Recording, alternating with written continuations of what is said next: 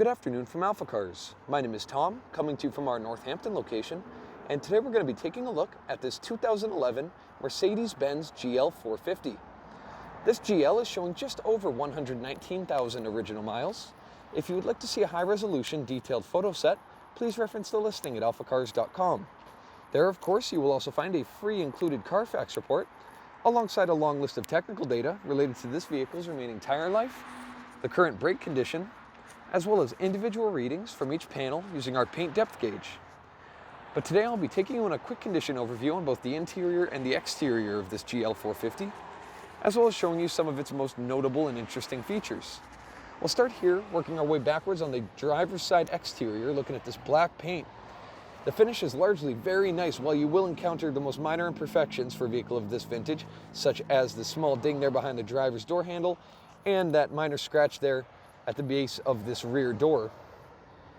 It largely presents very well, and it's got a really nice glossy effect to it, which complements the styling so well. I absolutely love those nice aggressive fender flares they've included on both the front and the rear wheel arches. It's a really nice styling element for an SUV in this class. Of course, making our way back up, you will see this nice brush metal trim window surround, and the chrome featured on both the doors and the handles all look excellent. It is very common for Mercedes of this era to have a lot of stained water pitting on these trim panels, so it's rather impressive that this vehicle has managed to escape that over the years.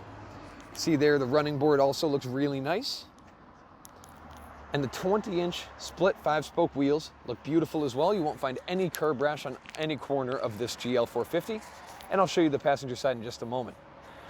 Looking here at the front fascia, on the very top lip of that headlight, you will find the most minor hazing, but largely it's in very clear condition. You will see that nice chrome accent inside the headlight matches well with the daytime running light housing just there, as well as the trim surrounding that classic Mercedes-Benz pendant there on the grille. You'll find all of the black trim in the grille to be in great condition, and if you look at the passenger side headlight, it's the same story. You'll find it to be largely very clear, with minor hazing there to be found on the outermost top lip there. Another very clean chrome daytime running light housing.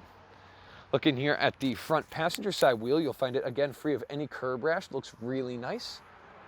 Working our way down the passenger side, looking at the paint, very similar story to the front, while you will find very minor imperfections. That metal trim looks excellent, and of course that paint condition largely has this beautiful gloss factor to it.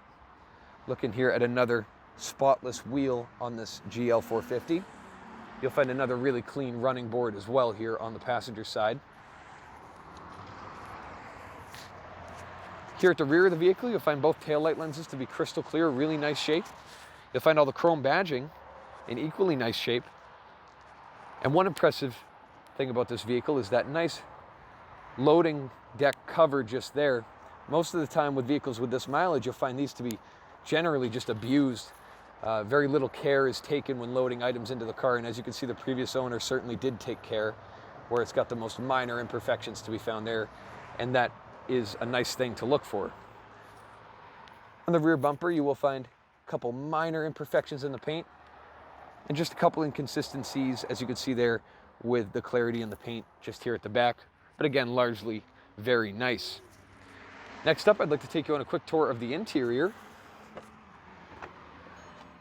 As I make my way inside, see here the driver's seat is in really nice condition. You'll find the piping to still have all its original color, hasn't been dyed.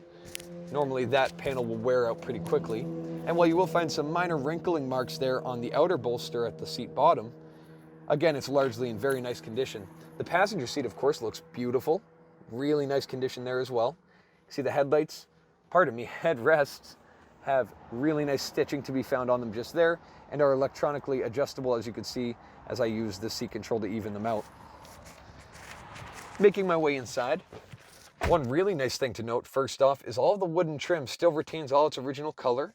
You won't find it washed out by the sun, as is so common with Mercedes of this era. You will find them, they kind of get gray or white, or get white sometimes, but largely very nice condition here on the inside. Again, the chrome trim as well is no different.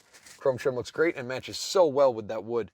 So next up, I'm going to fire it up. Of course, keyless start as the key is in my pocket.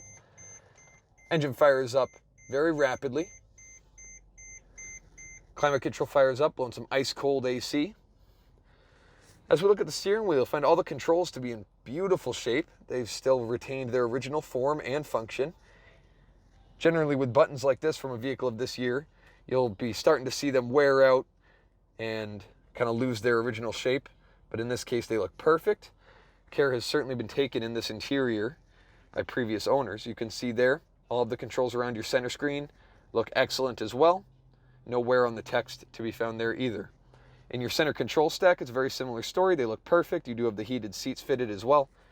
And around the cup holders, same story continues. Really, really nice interior here in this GL. See there the odometer, as discussed earlier, just over 119,000 miles. Window switches, really excellent condition. No wear here where you rest your arm on the door panel. And some really nice stitching, adds a nice touch as well. All the climate vents, another thing with these Mercedes this year, you may start seeing those control tabs start breaking off and lose connection with the fins. Of course, in this case, they adjust perfectly. And you'll see the dash is free of any issues from baking in the sun. You do have this nice sunroof, which operates electronically, opens and closes without an issue. Just to show you there. Lets in some natural light. Really nice feature as well. Next up, so now that we've got the engine running, I'm going to take a look under the hood and let you hear the V8 idle off of a relatively cold start. So I'll see you in a moment. So here you will find the V8 motor idling very happily. I'll let you hear it uninterrupted for a moment.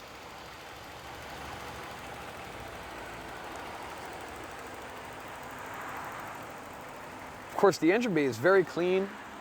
At first glance, you'll see the plastics look excellent. All of the labels are still intact as well.